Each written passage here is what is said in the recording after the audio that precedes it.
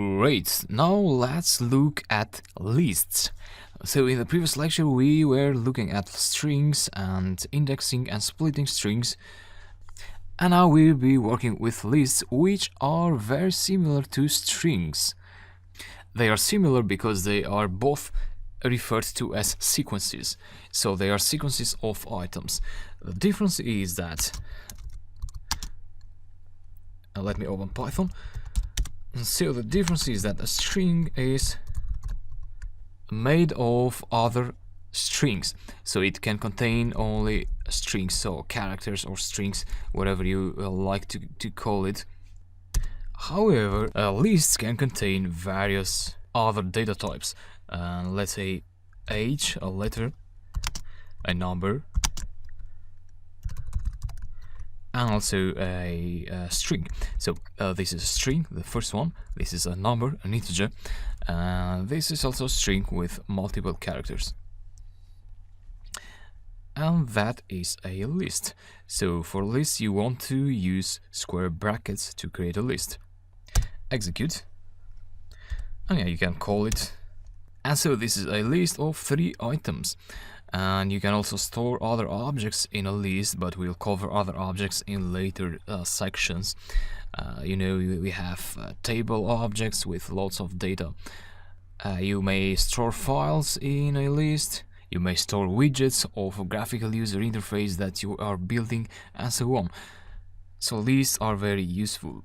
And lists also have indexing, and you can split lists, you can extract items, and so on. So the good news is that lists have the same indexing system as strings. So you learned that in the previous lecture, and you can go ahead and apply that system now. So let's extract number 2. That would have an index of 1. Execute that, and yeah, you get 2 there. If you check the type, you'll see that's an integer.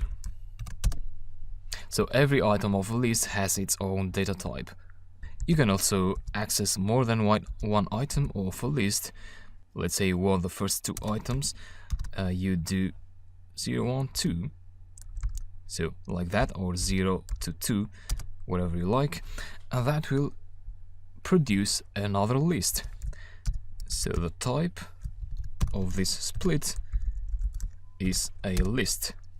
The type of the split of a string is a string. So S for the string here, C for the list. Lists now have methods associated with them, just like strings do, and so you can check what methods you have available there by just doing dir list. So list is the blueprint. You can use list, you can pass empty square brackets in there. It's the same thing.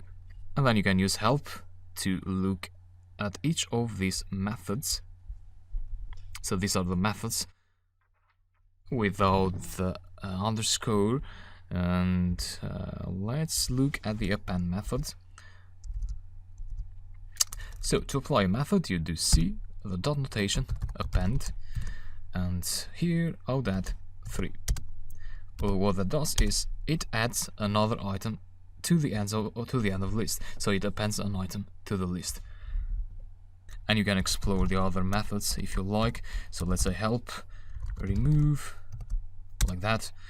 And you'll see how to use that remove method. So you do C remove, and then you pass the value of the item that you want to remove. So not the index, but the value. Let's say we want to remove 2, and you see that 2 is now gone from the list. So yeah, look at the other methods of the list and try to experiment with lists and play around with them, access items and split them, and you'll be good to go then. Yeah, thanks. I'll talk to you later.